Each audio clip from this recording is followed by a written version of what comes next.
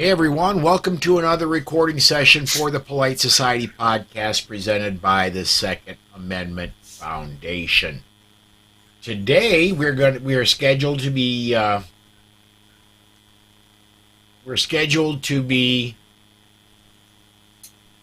interviewing Rick Ector. Sorry, I got something going on over on the side here. Where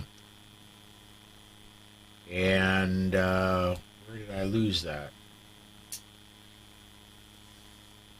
There we go. All right, let's go ahead and bring in the team for this weekend. And to my right, we have for this week, now weekend, the weekend's over, Rob Morse, Self-Defense Gun Stories. Below me, Riding Shotgun with Charlie's Charlie Cook.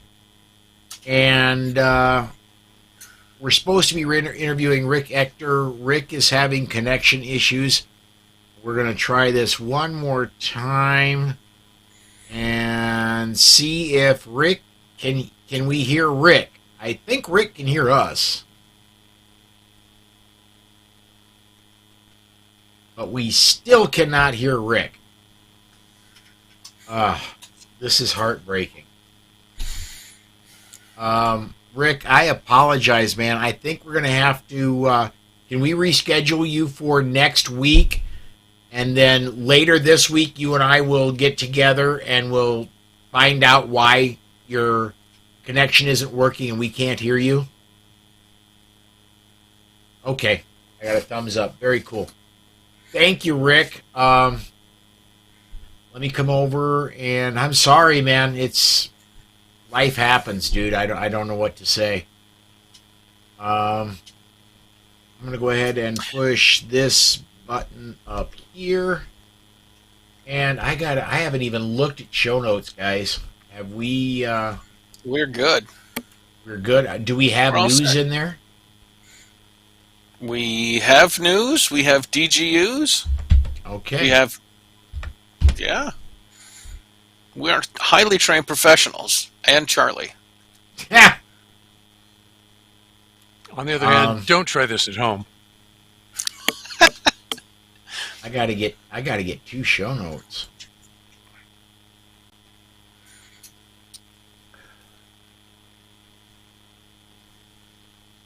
All right, let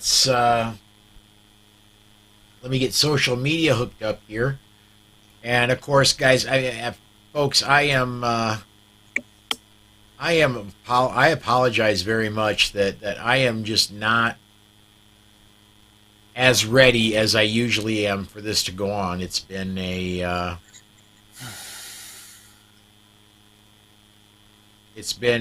unusually busy day for me. And that on. Well, Paul, I think if you hang in there, Charlie and I will carry the show, right, Charlie? Yeah, absolutely.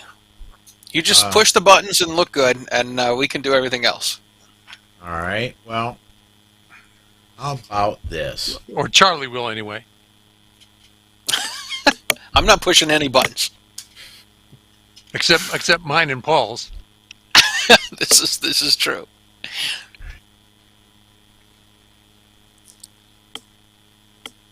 Why am I kidding? I'm sorry, guys. All right, I think we're ready. I think we're ready to go. Let's go ahead, and if you guys are ready, I'm going to go ahead and I'm going to introduce, I'm going to push the magic button, make us start recording, and make everything official. Let's do that. All right, here we go. Saad Ayub in 5, 4, 3. Hey gang, this is Masad Ayub from the Pro Arms Podcast. I'm here to remind you that our podcast is a member of the Self-Defense Radio Network.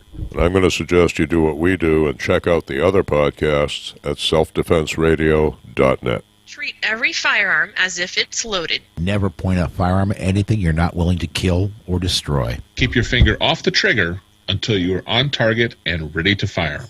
always be sure of your target and what lies beyond it. Hey everyone, welcome to the Second Amendment Foundation's Polite Society podcast. We're recording this one on Monday, June the 26th, 2023. I'm Paul Lathrop. I'm Rob Morse. And we were going to have Rick Ector.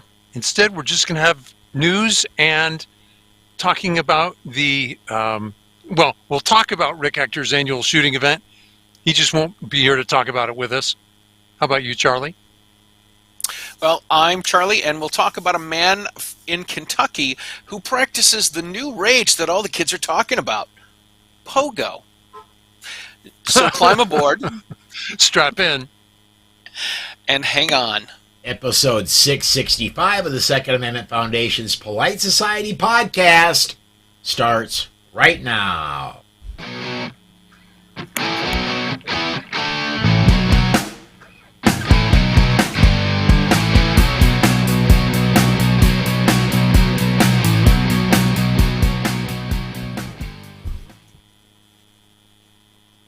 All right, it is Monday night. It is a little after 6 p.m. in the Central Time Zone. That means it's time for another episode of Polite Society Podcast. Rob, what's been going on since you've been on with us last, man? I was on Bill Frady's Lock and Load radio show today. I recorded another episode of my podcast, Self-Defense Gun Stories. I've been practicing either in the range on the weekends or every day dry practicing for my my basic pistol instructor's renewal class. I confirmed that I get better with practice and that not all guns shoot the same. Who knew? Charlie, I'm sure that's not a surprise to you. It's not a surprise to me. I'm not surprised that practice makes you better at all. Right. As a music instructor, where have we heard that before? I know it really is what I do, practice. So I've been to the trap shooting range last weekend with the boy and with one of my friends, and we had a good time. My goal was to score, to shoot at least half the targets. I hit 14 out of 25, which wasn't so bad. So I was pretty happy with that. And my son actually asked if we could go again this weekend, so that's going to be fun. Yeah, that was really good news when he asked me tonight if we could go again. So I'm stoked. I also headed to occupied territory this past week to film a show, but it was a very quick trip. I was only gone for maybe 6 hours. And the latest of the articles of the Massachusetts Gun Law Listening Tour are on news2a.com. The tour is over. I've been to 8 of the 11 stops, and just today I got a text of the bill that the rep who was running the Gun Law Listening Tour stops wrote. It's only 141 pages long. That is. Yeah, it's surprising to me that he had a hard time organizing these and finding people to be on the panel, but when it comes to write laws, he can crank out 151 pages in just a few weeks. Now, I know he didn't do it on his own, but yeah. And it seems like what they've done is they've put more restrictions on things that we can own in Massachusetts, including the one that's most heartbreaking that wasn't on the approved roster, is the Ruger Mini 14. And I was like, the Mini 14, it's small. It's a Mini. Come on, this is ridiculous. But anyway, so yeah, more restrictions than we had before. So welcome to the Commonwealth. Yeah. Paul, what's been happening with all things Paul Lathrop? Well, we have been trying for, I think I brought this up on the air last week, we have been trying to get rid of a storage unit that we've had for many years now. That we are finally nearing the end of that process after an ungodly day today. Hoping to have that done later this week, that we are clear of that burden of renting that thing. Meanwhile, stuff that we should have gotten rid of, we're in the process of getting rid of, but is currently cluttering our house. So I've been absolutely been able to do nothing with firearms, and so it's matter of fact, I haven't been able to do much with the show. So just me doing my stuff with my regular life, trying to get things straightened out again. I do want to get to a couple of comments that have come in on social media. Let me get this one in first from Roderick. He says, looks like today is the 15-year anniversary for the Heller decision. Well, I know just a couple days ago was it the 1-year anniversary of the Bruin decision. Yeah, so how do I put this? We thought Heller torqued him off. Yeah, then Bruin said, hold my beer, watch this. Let's see what else we got here. Oh, hey, this is room for celebration here. Jack says on Facebook has deemed this worthy of notification. It's been months since he's gotten a notification. That's awesome. I'm glad Facebook is finally deciding to ease back on the throttling of our content. And finally, Robert, speaking of practice, I believe, says, I don't think that's how you're getting to Carnegie Hall. If Charlie gets to Carnegie Hall, he's going to get there by taking an Uber. That's how he's going to get there. That's for sure. It's not going to be my practicing, I'll tell you that. All right. Let's do this. Let's go ahead and step aside to our first break, guys. When we come back, we've got news to talk about, and we'll get to that all right after we hear from ACLDN. So right back, right after this.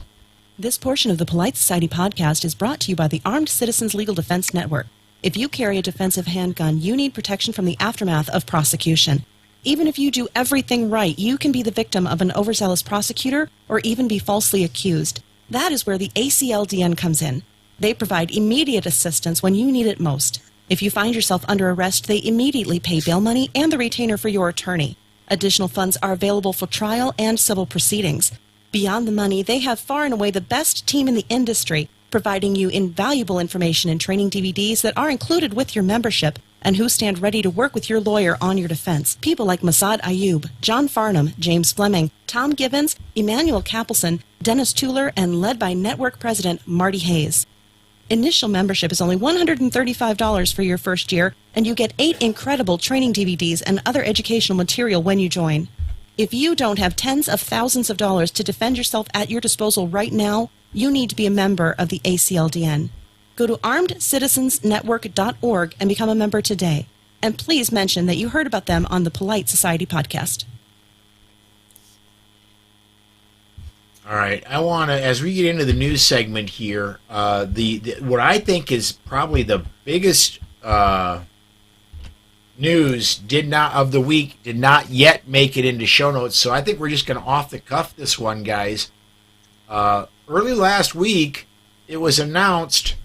It was after our show. It was, I believe, on Tuesday of last week. It was announced that Hunter Biden has come to a plea arrangement and is going to be pleading to a misdemeanor and going to a diversion program for all of the firearms felonies they were investigating him for.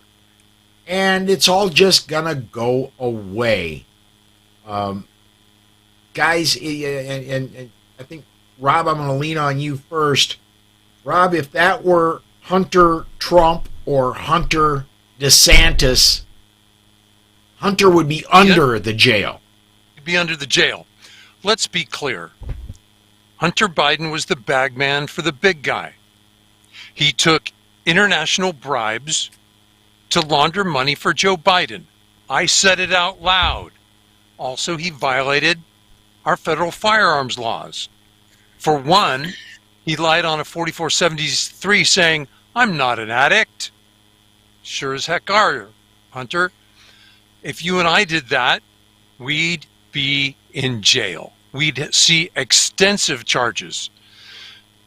Hunter is handed a sweetheart deal and goes, "Oh yeah, we'll come up with the money for that. Don't worry, I'm good. I'm good for that." Welcome to the Banana Republic of North America. Charlie, you agree, disagree, amplify? My take is this: if Hunter Biden can get away with this, there is nothing. There is no place we shouldn't carry a gun. There is nothing that we shouldn't own. There is nothing that we shouldn't defy the government on. Because when the president comes out and says he wants to be harsher on gun owners, well, it appears that his son could possibly have been a gun owner, and they want to cut him some slack. And as you said, Paul, this is he pleaded guilty to diversion tactics. Yeah. This whole thing was a diversion tactic. This whole thing with the submarine, and hey, we heard it explode on Sunday, but we don't say anything until Thursday, so the media can get their panties in a twist about, are the people still alive, and how fast did they die, and how long could they live, and what are we going to do? We're going from search and rescue, recover to search and rescue to recover, right? It's all a bunch of bunk. It's all a bunch of bunk, and it really aggravates the snot out of me. Thank you for cleaning that up so we can stay on the air. I know absolutely nothing about submarines. And matter of fact, I know a little bit less than nothing about submarines, but I trust some people that do. And from what I've gleaned from them, there was no suffering when that thing went boom. Nope. There was no awareness when that thing went boom. It was they're here, they're gone. So, yes. Both of you guys have spent time underwater way deeper than I would want to go. Like I've been to the ocean a few times. I'm not a beach guy. I might go ankle deep into the ocean. That's about as far as I'm willing to go. I have to just. Why are we talking about a submarine on the Polite Society podcast? But since you brought it up, what was amazing was somebody dug up the CEO's old tweets that said, "We're not going to design this with a bunch of old guys. I want some new guys doing this who've never designed submarines before." This was a taped together college science project. If you want to reinvent mistakes, that's how you do it. You learn a lot, but you don't. No wonder it was not certified. No one would certify this thing. Yeah, he said he wanted to inspire people. Well, he's inspired people to do better. He's done that now. Yes. Me not to go anywhere near it. Right. And as long as we're off topic, the other inspiring thing that has happened this spring is I've been inspired not to drink any more Bud Light. But anyway, let's. I want to get a couple. Paul, excuse me. Your boss made a press release. Can we please get down to business and talk about that? Right after I get some comments in. So when Hunter gets pulled over for speeding, do the cops pay him? That's from George Geller. Probably George. And then plus 10% for the big guy. Yes. C&T Designs and Arms, who actually, by the way, Coop is how he is how he goes by. But he was on the Bullet with us on Saturday. He says if that was any normal person, they wouldn't get any breaks or deals at all. Right. There is no justice system when the powerful don't get treated just like any other person. Amen.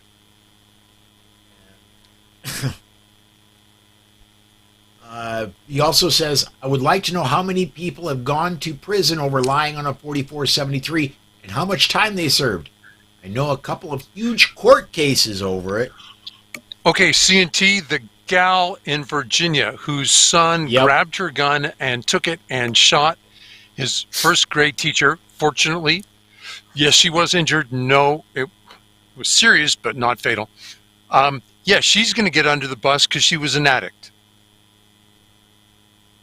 And she was. I can't say she was addicted to harsher stuff than Hunter was, because we've all seen a particular variety of pipe, and right. Yeah. In fact, I think their drug orders are coming off the same menu. Charlie? Yes. Maybe he's just a recreational user, and he recreates a lot. He has a lot of practice at recreating. Right. All right, let's Rob, let's talk about this SAF press release, man. You want to take this one? Really? We're going to do that tonight? Okay. Parties finally agreed to stop egregious, warrantless retailer searches in Pennsylvania. A week ago, SAF filed a challenge, and recently a state court in the Montgomery County, Pennsylvania, they reached a consent agreement with the sheriff, and there's now a court-ordered stay, so the sheriff will no longer inspect gun shops without a warrant. Holy cow. The action is known as Schmidt v. Paris. In the court stipulation, Montgomery County Sheriff Sean Kilkenny, isn't that Maryland, said he will stop enforcement of his search policy. He says, but the state lets me do it. No, He noted, quote, he intends to respond in opposition to the court's ruling, and stipulated that he's not accepting this waiver or limitation on his ability to do that, or in his defense to the substance of the petitions in the court. The sheriff is not a lawyer. Adam Kraut, SAF's executive director, he is. He said, we're delighted that the sheriff has agreed to pull back from enforcing his policy of conducting warrantless searches of licensees. Respect for constitutional rights is paramount. While this case may take a while to litigate, during the process of litigation, licensees won't need to worry about the sheriff's department violating their constitutional rights through his enforcement policy. Alan Gottlieb, not a lawyer, just one of the smartest guys I know, also chimed in, speaking for the SAF. It's important that this challenge makes its way through the courts in a timely fashion, but in the process, no action should be taken, which remotely suggests this process is okay, or that it will ultimately prevail. A warrantless search violates the Fourth Amendment, and that's never okay. Close quote. I'm glad to see this stop. What I'm thinking happened is somebody got to that sheriff and said, look, you're going to lose this. You're going to lose it badly. Stop it now. And it was somebody with enough of a position in the government that the sheriff had to do it. I think you're right. I agree. Yeah, this is shocking that that he's going kicking and screaming to obey the Constitution. This boggles the mind. It sounds like he's done this before, because he says he's what was the sentence in the first one here? He's agreed to stop doing this. But now my question is now is the ATF going to keep doing it? Well, right? Are they going to send the ATF to do these searches now? The ATF has been doing it in Wyoming. There's a couple of, and with the IRS being their muscle. Yes. Let's do a little bit of a left turn. I'm going to bring up a story from last week. There was I'm trying to remember. It was a senator from Iowa, but I cannot remember her name. But a female senator Ernst? from Iowa. Yes, Jody Ernst. brought a bill proposal forward in the Senate. She wants to defund, or not defund, she wants to disarm the IRS and many other federal agencies. The IRS has all kinds of arms for SWAT teams, and Ernst is saying, I've had enough of this. There's no reason the IRS needs SWAT teams. There's no reason the FDA needs SWAT teams. There's no reason that a lot of these federal agencies that have these budgets for full auto, that we can't get weapons. And weapons of war. Yes, very much so. Oh my! Hey, Paul, let me, because you might not know, the EPA does some enforcement actions, particularly against guys who are egregious polluters, as in a bunch of agents come in, shut the company down, take samples, seize records. When they do that, they use the Coast Guard as their muscle. Coast Guard knows how to behave. They know how to do armed boardings of ships. Hey, look at this. It's a ship planted on the ground. We can do it here. What the IRS or any other agency would have to do is call up your local sheriff and say, hi, we've got a guy who seems to be, he has not responded when we've been involved. Basically, they have to make their case to the local sheriff's office. And if the sheriff goes, did you try sending a letter yet? It's got to pass the smell test so that the IRS is not used as political muscle to hammer the regime's detractors. That'd be great. It's almost like a step toward democracy. I want to know why the Food and Drug Administration specifically needs a SWAT team. Are there rogue hamburger plants out there? Is somebody making counterfeit Cheetos and they've got to stop that right now for the safety of the public? Well, and somebody in the Cheeto factory is going to shoot at an inspector? Say what?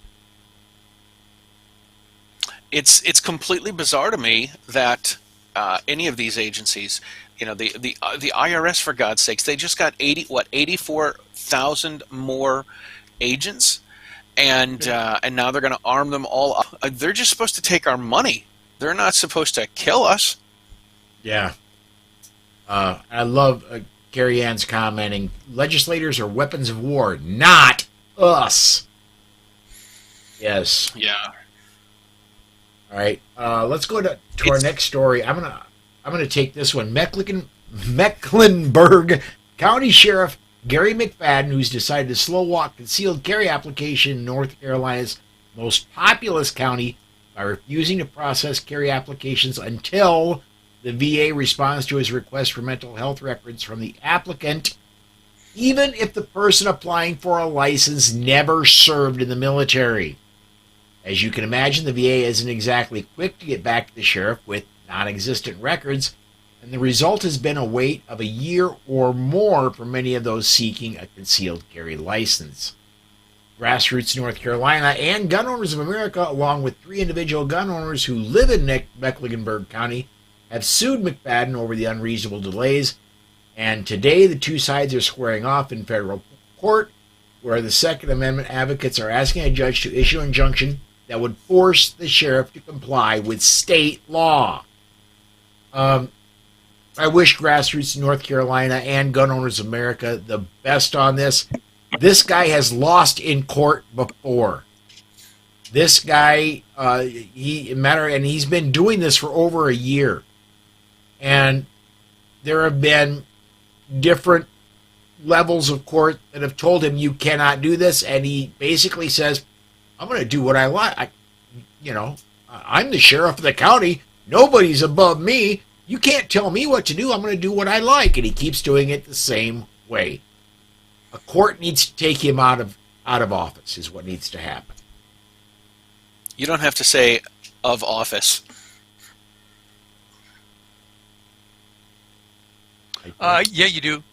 Yes, you. Okay. You.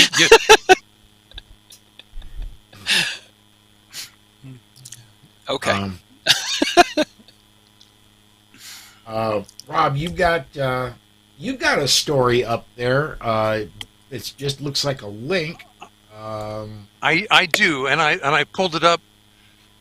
The Firearms Policy Coalition just listed their victories after the Bruin decision. You know, it's been a year. Someone else did a list that enclosed hundreds of cases. And I just thought so this is the cream of the cream.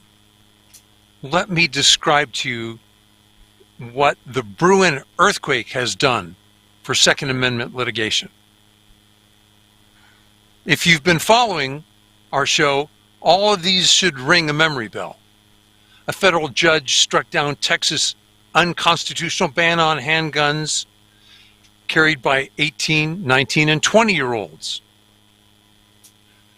The Firearms Policy Coalition secured an injunction pending appeal from the Fifth Circuit in its lawsuit challenging ATF's pistol brace rule.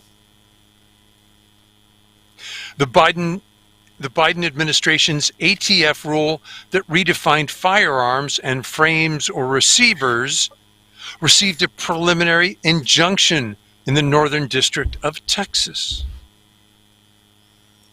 In Delaware, the court issued a preliminary injunction against Delaware's ban on self-manufactured and the possession of home-built firearms.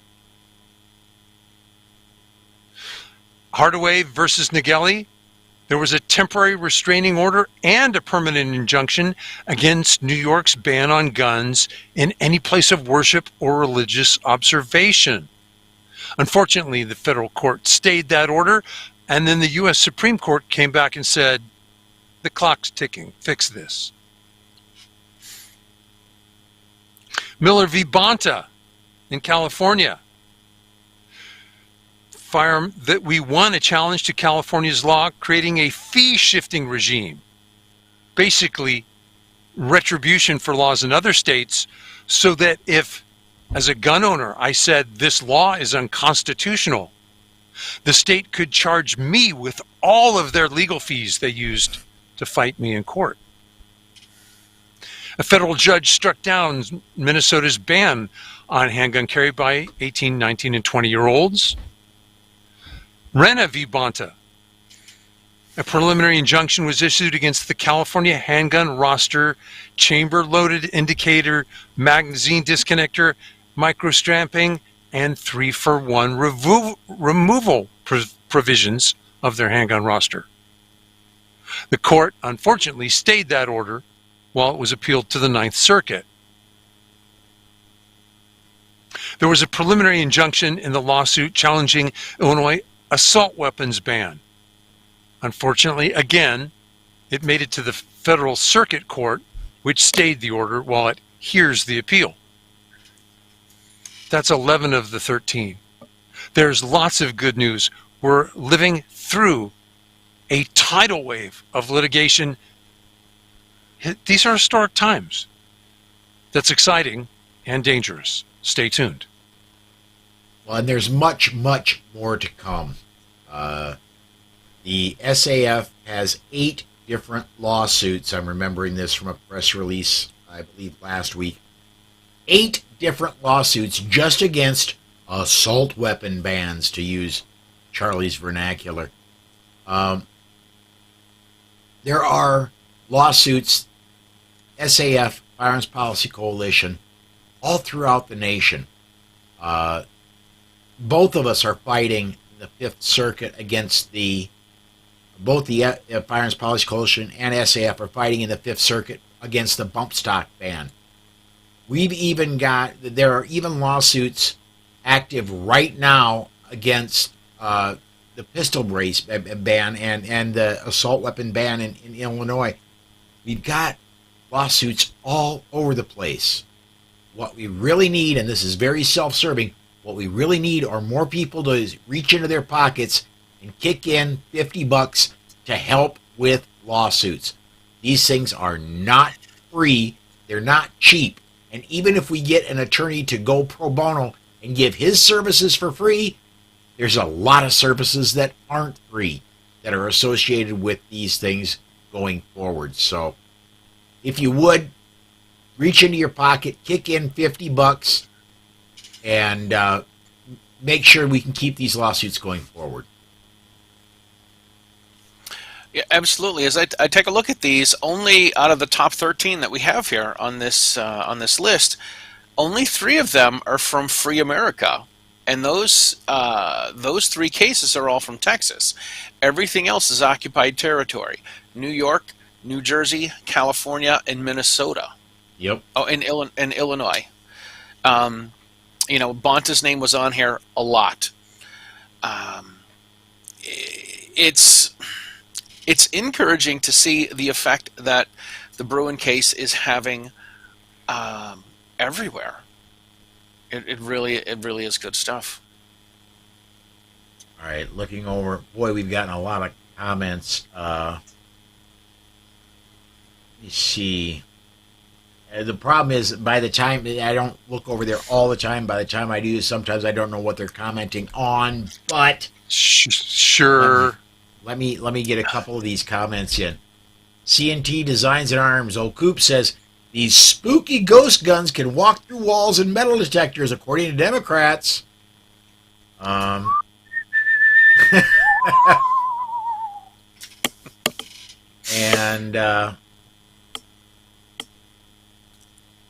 he also says, I've been reading through some of these cases lately, like the Beavis case challenged the Illinois assault weapons ban. There's a ton of lawsuits. I couldn't possibly. I know there are over 40 in total active Second Amendment Foundation lawsuits, both federally and in state courts throughout the nation. And I know there are some more. I know there are some more in the pipe that just haven't been filed yet. If CNT, if that interests you, I bet you're listening to Mark Smith's 4 Boxes Diner. You're listening to Evan Knappin's The Gun Lawyer podcast. I'm learning a lot from those guys. They have a lot of material to work with. Wow. And sometimes you get a judge's ruling and you go, wait a minute, that's not the law. So these are exciting times. They're lawless times, but exciting. Well, let's go ahead and move on to our next story here. We're glad that the city of Honolulu and the state of Hawaii are being forced to cut a check to Michael Stanucci, the roughly $130,000. He'll receive that after a Second Amendment rights case he'll receive that after his Second Amendment rights were violated. It doesn't seem nearly enough to make up for the harm that was done to him. He was an active duty military member in the Navy in 2021, 2 years ago, when he sought a permit to possess a firearm in the home. After acknowledging he recently received mental health counseling, his application was rejected by the Honolulu PD on the grounds that he allegedly admitted to a significant mental health disorder. Not only was his permit denied, but the firearms he previously lawfully purchased were seized by the Honolulu police. Now, what happened with this is his serious mental deficiency. This is a young man. He was, I think, 22, 23 years old at the time. Newly minted officer in the Navy. And his first duty station is Honolulu. This guy's from the East Coast. He was getting homesick. He saw a counselor about being homesick. That was his serious mental deficiency that they stole his firearms from him for. Went to court, and now the judge said, yeah, that between Honolulu and the state of Hawaii, they have to kick in $103,000 to make it right to this guy.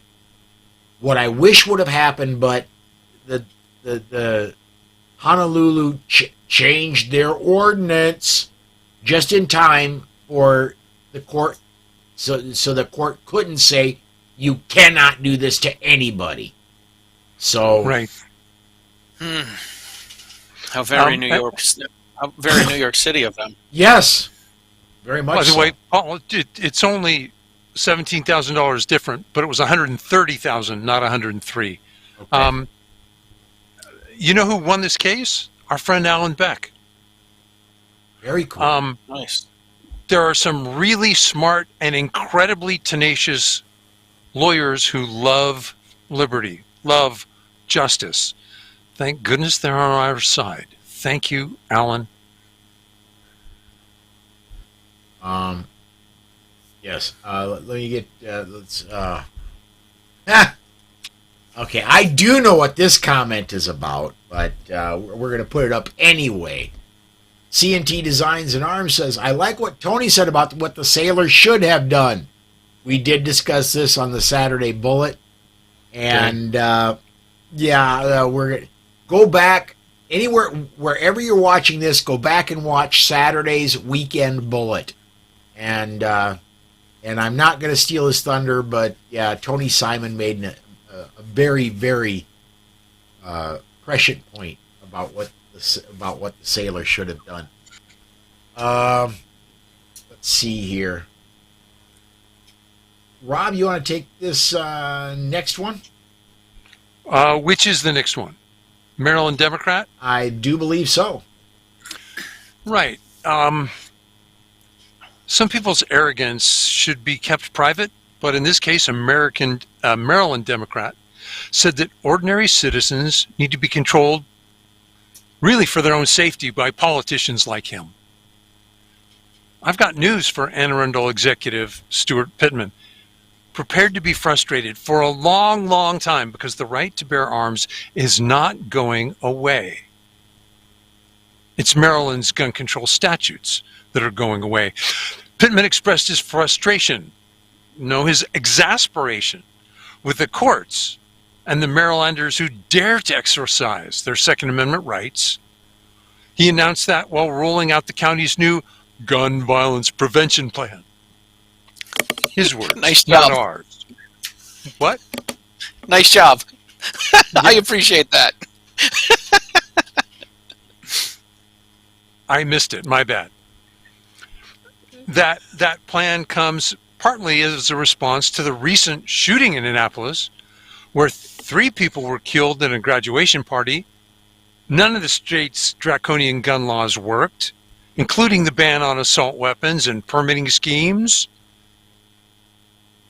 Pittman made it clear that, in his opinion, the laws weren't nearly tough enough. When somebody's frustrated with their neighbor because they parked, now this is quoting him, his ridiculous straw man argument. When somebody's frustrated with their neighbor because they parked 17 inches onto the corner of their driveway, and if there's a gun in the house, it's a bad outcome. We need to reduce the number of guns. Pittman said the county used red flag laws in 2021 to take 116 gun owners have their firearms removed because those owners might have been a risk to themselves or others. The county executive mentioned that gun dealers are now required to distribute mental health and conflict resolution literature with all firearm sales. That policy, though, was challenged and upheld in court. Sounds like forced speech to me. What the mass media didn't have the smarts to do is middle school algebra and point out how many times firearms were used to save lives in Maryland. And I know, math is hard. I think this is, again, just projection from this politician. This politician should not be trusted with firearms, because if you do a little infraction against this guy, he's going to draw on you. And he thinks everybody is the same way. There are, in real life, almost every day, there are gun owners that have issues, interpersonal issues, and the gun never, ever comes out. And those who've had training know there's a time and a place for it, and in a minor issue, that's not the time or place. Absolutely. First, I want to say, Rob, I appreciate the gun violence prevention plan, because that's right into playing using the air quotes and the ridiculous voice that I use. Yeah, I steal from the best, Charlie. Well, I'm honored. Piggyback right on what you were talking about, Paul. People that aren't gun folks, people that don't take training, people that aren't that own guns but aren't in the gun culture, they're not into it as much as we are. They don't read books. They don't look for more training. Might not get that guns are not offensive tools in the hands of law-abiding, responsible, background check passing people. There's no way I would ever think that if somebody parked too close to my driveway that I would pull a gun out and shoot them. This is complete crazy talk and projection on the part of these people. Yeah, it is. It is. I want to get at least one more story here, and this one, I got to take this one simply because it gets me going. President Biden took another swipe at Second Amendment supporters Tuesday evening, reminding them they would need a F-16 to challenge the U.S. government. Biden's remarks at a fundraising event at a private residence in California came as he discussed gun violence in America and stressed the notion that Americans do not need AR-15s. We have to change, Biden said. There's a lot of things we can change because the American people, by and large, agree you don't need a weapon of war. I'm a Second Amendment guy. I taught it for 4 years, 6 years in law school. He taught it for 4 years and then 6 years in law school. Okay, and guess what? It doesn't say you can own any weapon you want. It says there are certain weapons you can't own, even during when it was passed, you couldn't own a cannon. You can't own a machine gun. No, I'm serious. What I'm going to say, Mr. Biden, no, I'm serious. Yes, you can now. Yes, you could then.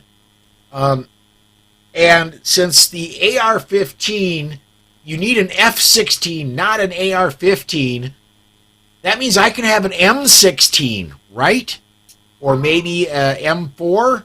Because those, if I don't have an F-16, I can't take on the government. So what's the harm in letting me have an M4?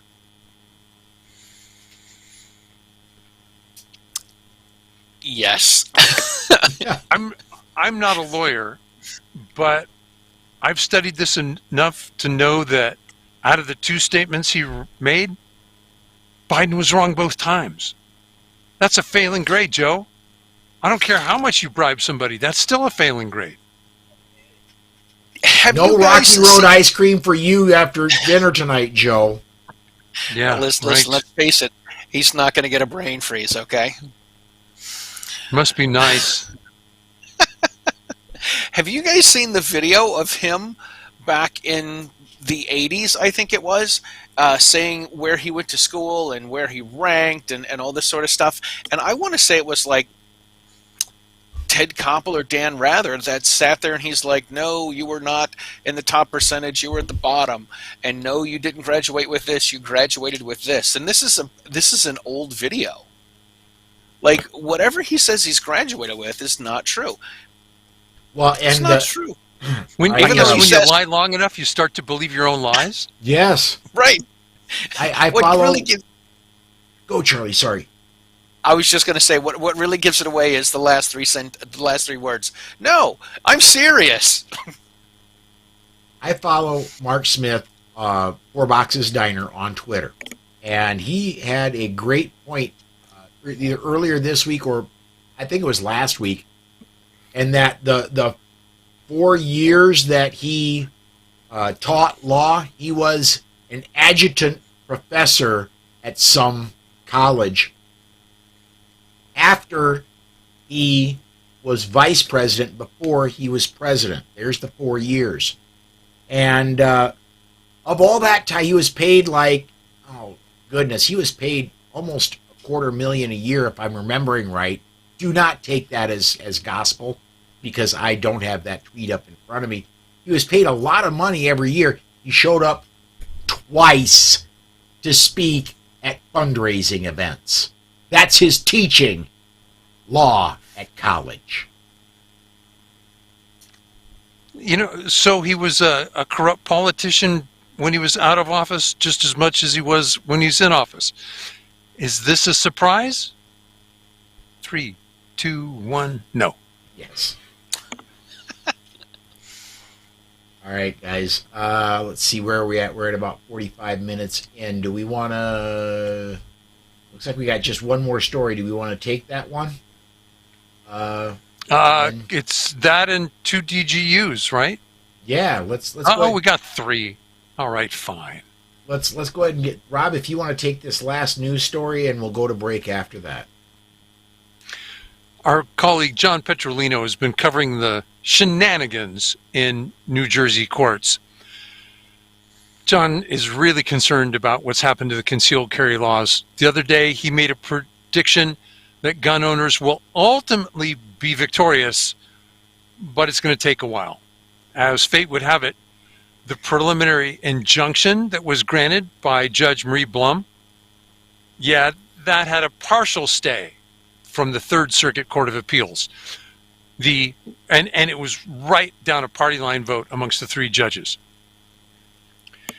The order was delivered. It was interesting. The dissenting judge, the conservative, you might say the originalist judge, said he would have agreed with everything that the plaintiffs said, even with some of the things that Marie Blum let pass. So here's the win-loss column. The required stay is granted within 100 feet of a place where a public gathering, demonstration, or event is held. The judge said we could carry there. Now the 3-judge panel says we cannot. The 3-judge panel says we can't carry at a nursery school, preschool, zoo, or summer camp. We can't carry at a park, beach, or recreational facility controlled by the state, county, or local government. We can't carry at a publicly owned library or museum. We can't carry at a bar or restaurant where alcohol is served, or any other site or facility where alcohol is sold for consumption on the premises. We can't carry at a privately or publicly owned and operated entertainment facility. That includes, but is not limited to, theaters, stadiums, museums, arenas, racetracks, performances, concerts, exhibits, games, or contests. We can't carry on a casino or related facilities, such as the adjoining hotels, retail premises, restaurants, bars, entertainment, and recreational venues located within the casino property. We can't carry at a healthcare facility. The good news is that the blanket ban on all private property is still blocked, as is the insurance mandate. There are plenty of places that permit holders can carry in New Jersey, oddly enough, including film sets, which should please Alec Baldwin. The one I did not see, and do you know, Rob, can New Jersey, in Marie Blum put a stay on this? I did not see whether the Third Circuit overturned that particular part of the stay. Part of their law is you cannot carry in a private vehicle. You cannot carry in your own car. And I did not see whether that stood up on the Third Circuit or not. Because if they overturned that, essentially you cannot carry in New Jersey, because nothing is within walking distance of anything else. I don't see it. I don't see that was covered. I don't know. And you're absolutely right. That would be the carry killer, wouldn't it? Absolutely. I was talking with John about this a while ago. It seems like only some of the judges were doing that, where they were not letting you carry in your car.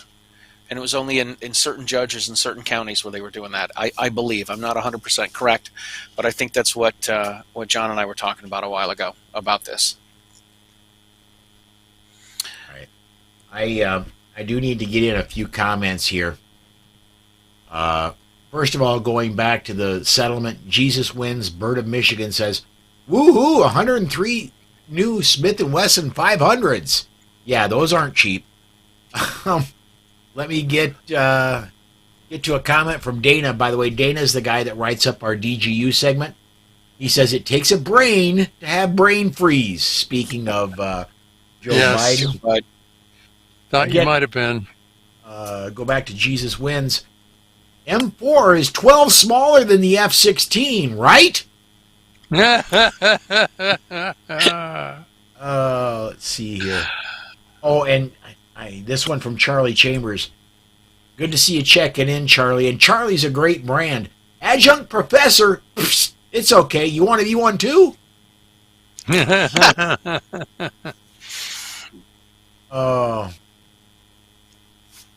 And Robert comes in talking about New Jersey and private businesses are still allowed.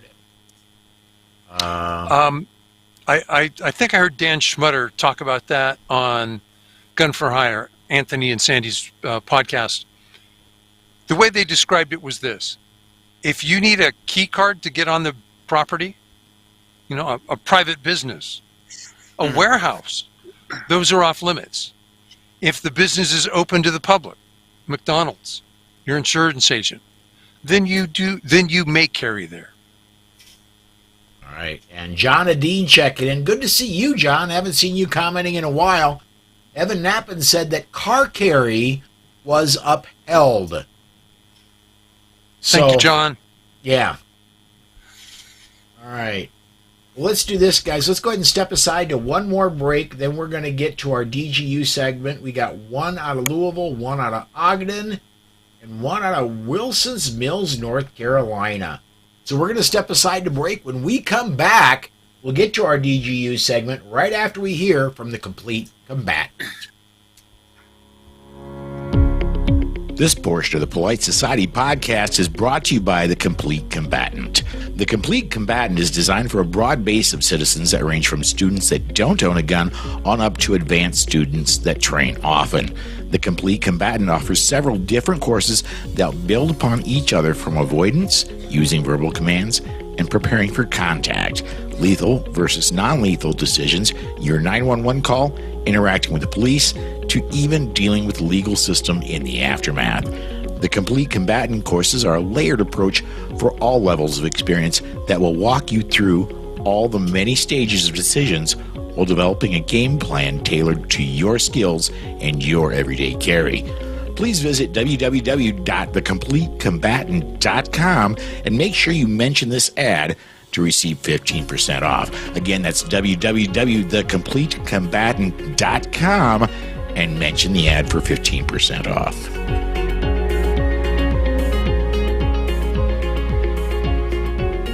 All right, we are back. This is the Defensive Gun Use segment of the Polite Society podcast presented by the Second Amendment Foundation. These discussions are not legal advice. Some of us are trainers, but this is not formal training, and you need formal training. The Defensive Gun Use segment is intended as information, not as training. As always, the opinions of the hosts are only their own opinions and not those of any sponsors or other affiliations. And hey guys, speaking of training, since we've got a little bit of time today, why don't we talk about training, specifically the women's shooting weekend at the end of DGUs? Sounds like a plan. All right. Perfect. Charlie, looks like you signed up for the first one, man. What do we got out of Louisville? Or Louisville. All right. Louisville. This from Louisville, Kentucky. At approximately 5 p.m., a homeowner called the police to report he had shot a man as he was breaking into his home. He told the police the 40-year-old man kicked in the door and was holding a lead pipe when the confrontation occurred between the two. The intruder launched at the homeowner, who must have been practicing pogo, and at that time, the homeowner shot him in the leg. By the time the police arrived, they found the the 911 caller, and the burglar who they found in the backyard of the home with a gunshot wound. The wound was not life-threatening, and he was taken into custody and charged with a first-degree burglary. I think this is what... What Joe Biden meant when he said shoot him in the leg? No. John Correa occasionally in his training says the intruder suffered from fibs. Fudge, I've been shot. And Right. there are better places to shoot. There are easier targets than to hit than a leg. But,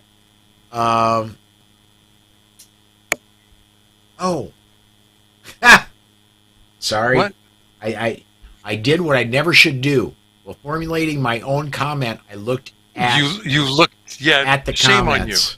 So Robert says, "Why would he shoot an unarmed man with a pipe?" And he's saying, and then he followed up with that's paraphrasing Biden.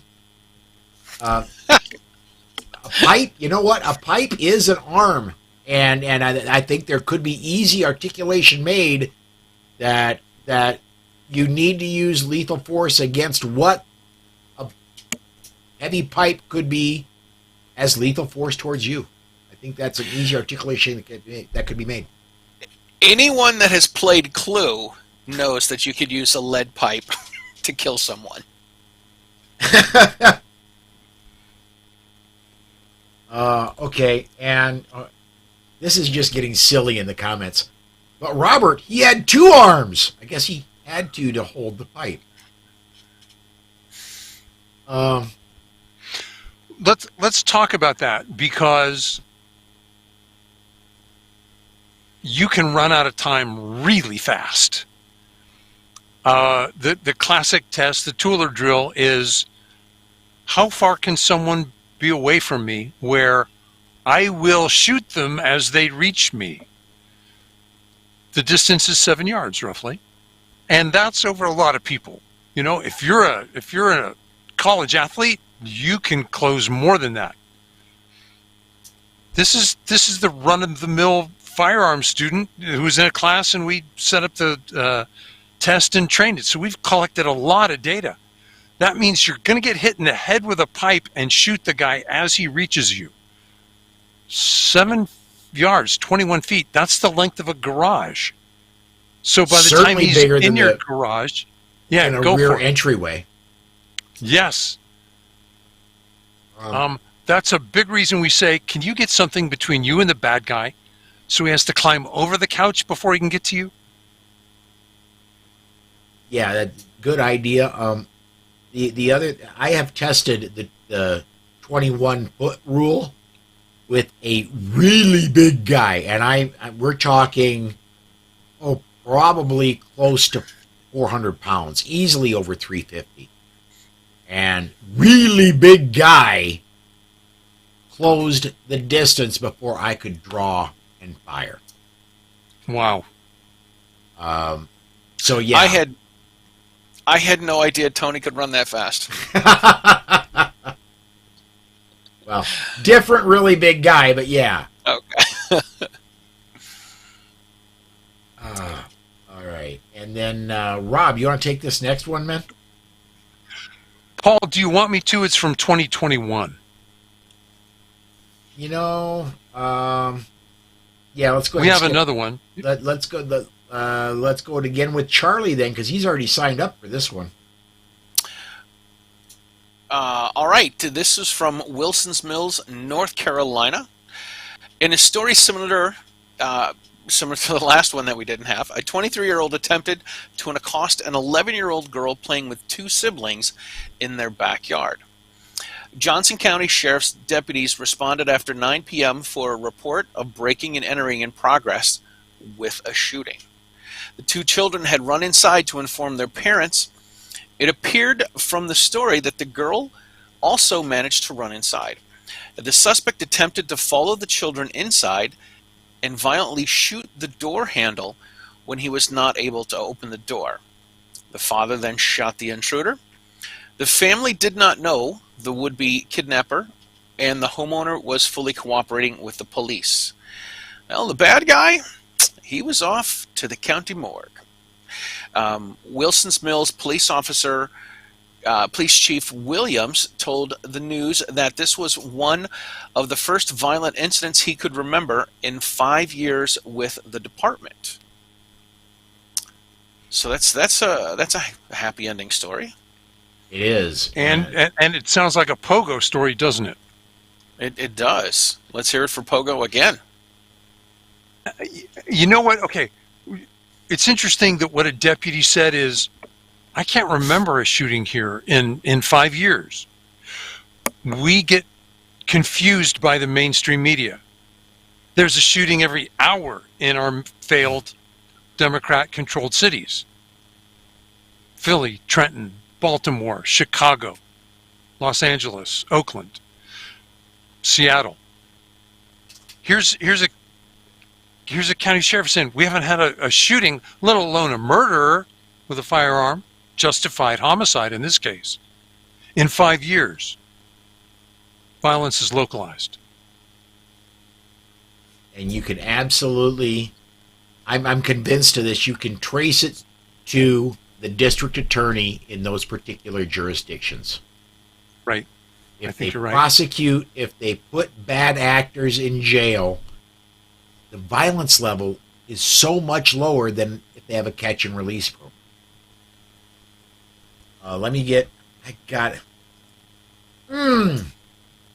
Do I or don't I? Do I or don't I?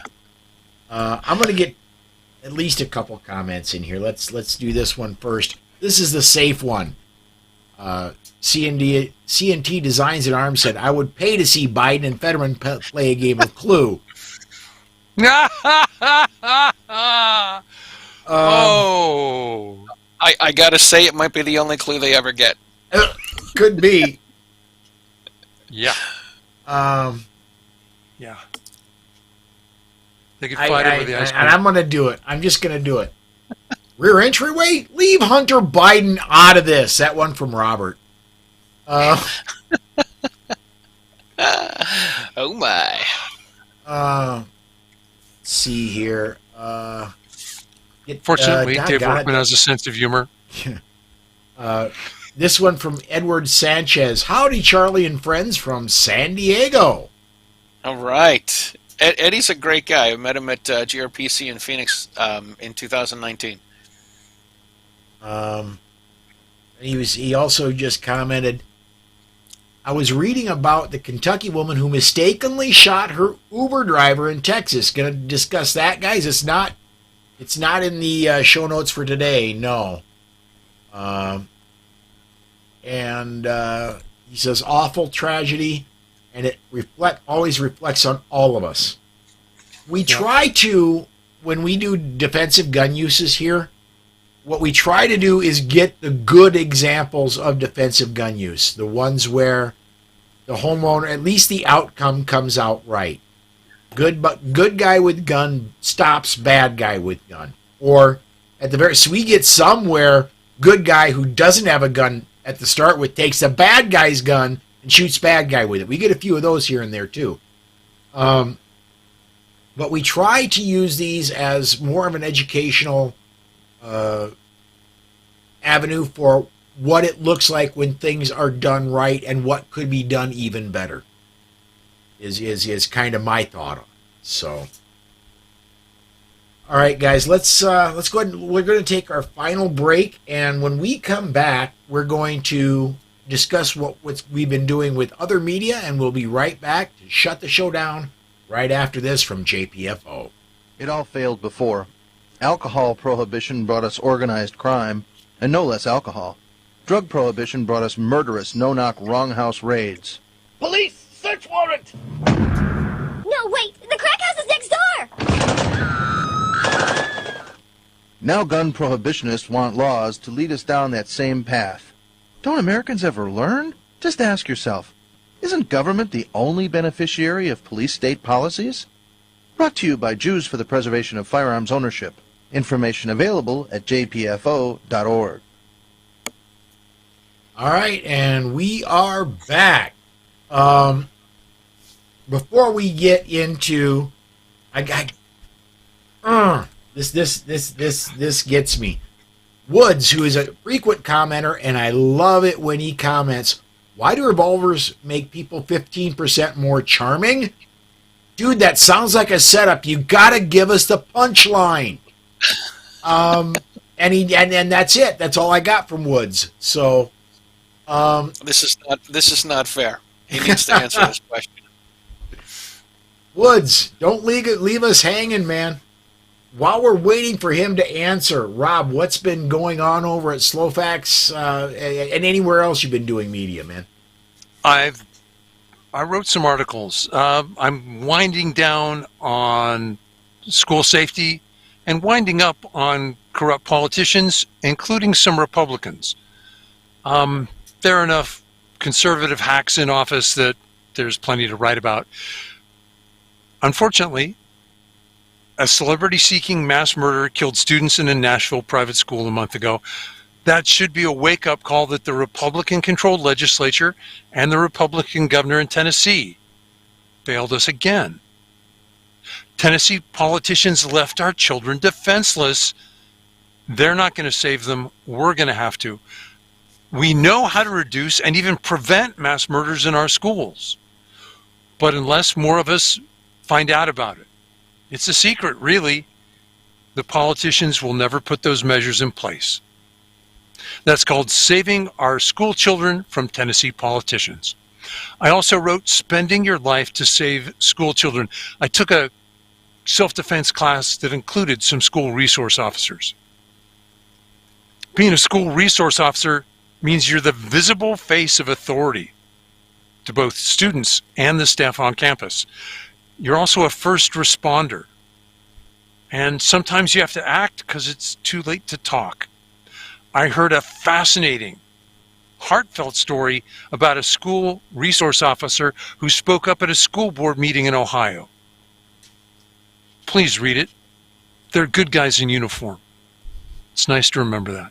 My articles are up at Clash Daily and at slowfax.wordpress.com.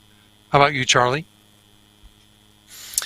Tomorrow, I have episode 174 of Riding Shotgun with Charlie coming out.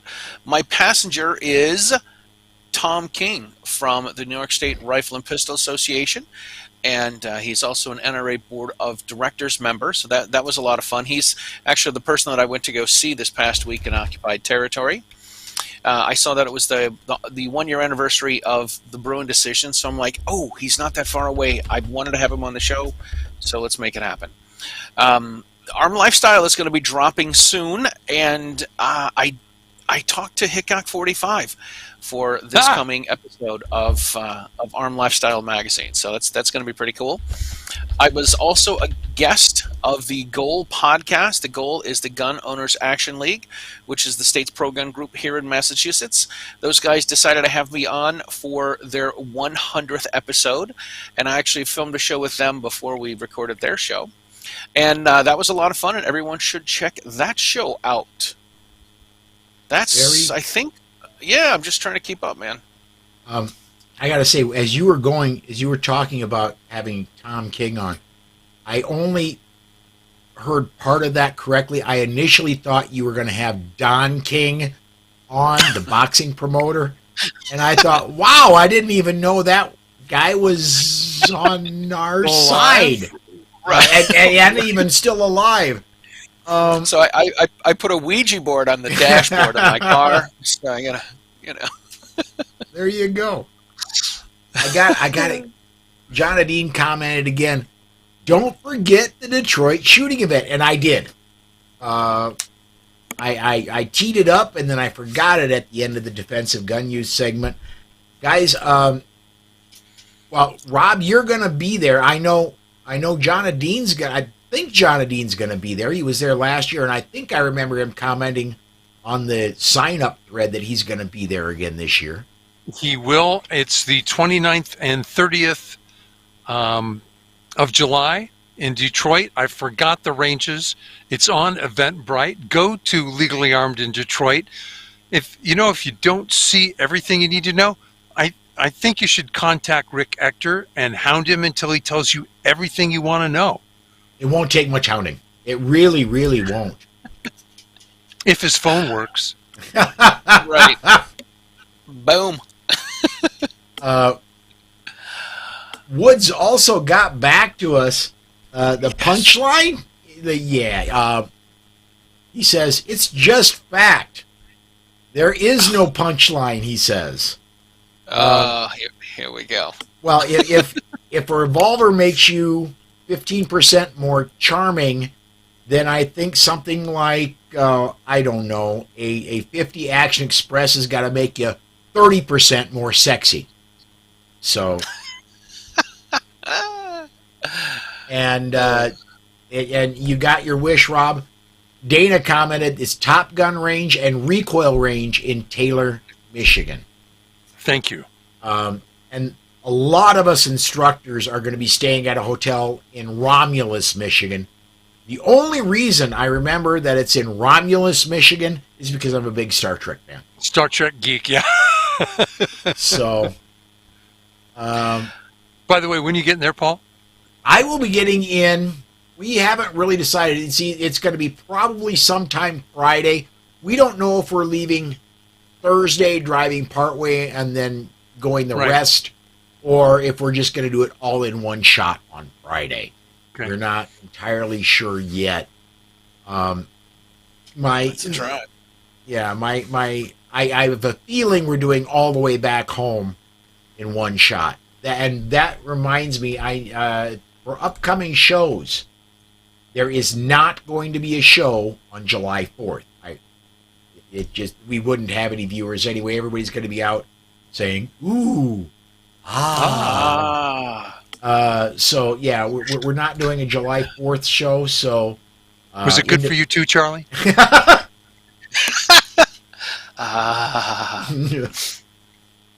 watch you, Charlie. Where's that Xbox controller, man? You gotta. It's. And then the 27th of July through the 1st of August, there will not be any shows because both Susan and I will be being at and coming back from the women's shooting event in Detroit. So, well, I want to say regretfully, I am not going to make it. And fortunately, Rick wasn't able to be here tonight, so he wasn't going to be able to bust my cookies about it. I know. I am so disappointed that Rick wasn't be able to be on tonight. I'm going to have to spring him on you the next time you are on the show, man. It was a little bit of a relief. I'm actually going to Virginia for a few days, and I'm filming a show on my way down, and then I'm going to Denver, and I'm filming some shows while I'm out there. So I eventually have to work in the month of July. All right. I suppose a guy's got to make a living somehow, and the truck stops getting old. I don't know if what I'm doing is making a living, but a guy's got to work. And guys, I'm debating on this one. This is show 665 that we're recording right now. Dana just commented that the upcoming show would be 666. I don't think there is going to be a show 666. Not that I'm incredibly, horribly religious, although I have my beliefs. I don't espouse those out here. It's for you to decide what you believe in. I don't think I want to. I'm just enough. How do I put this?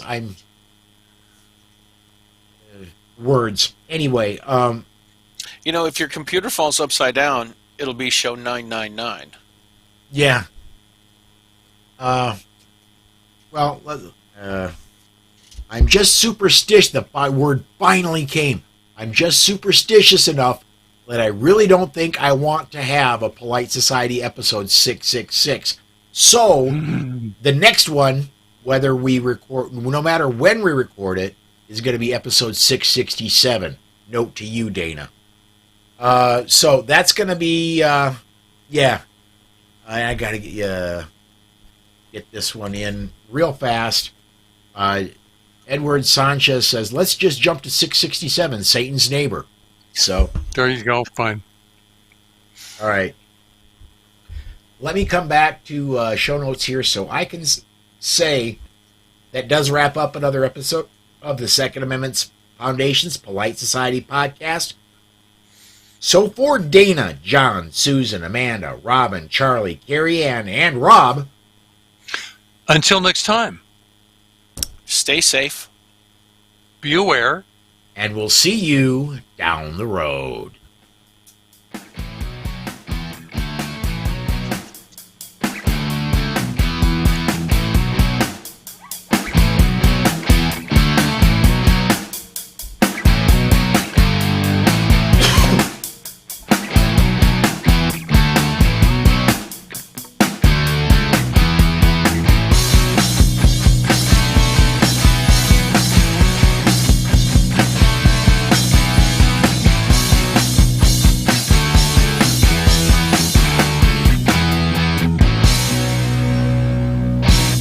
The views and opinions on the show you just heard are those of the host and the guest and are not necessarily the views of any sponsors or other affiliations. But hey, not everyone is as smart as we are. All right. We are done recording, and on our way out the door, Robert says, as long as it's not tattooed on your forehead, it's okay.